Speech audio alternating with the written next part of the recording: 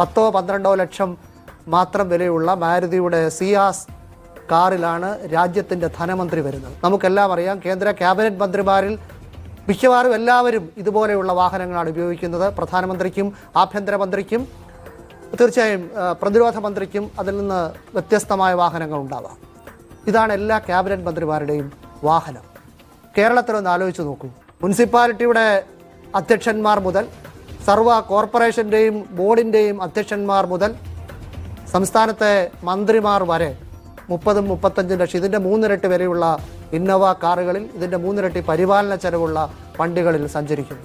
ഇനി മന്ത്രിമാർ കഴിഞ്ഞ് അവരുടെ പ്രൈവറ്റ് സെക്രട്ടറിമാർ വരെ ഇതുപോലെയുള്ള വാഹനങ്ങളിലാണ് സഞ്ചരിക്കുന്നത്. ഇത്തവണത്തെ ബജറ്റിലും പുതിയ വാഹനങ്ങൾ വാങ്ങാൻ 100 കോടി നമ്മുടെ ധനമന്ത്രി മാറ്റിവെച്ചിട്ടുമുണ്ട്. അവർക്ക് മുന്നിലാണ്.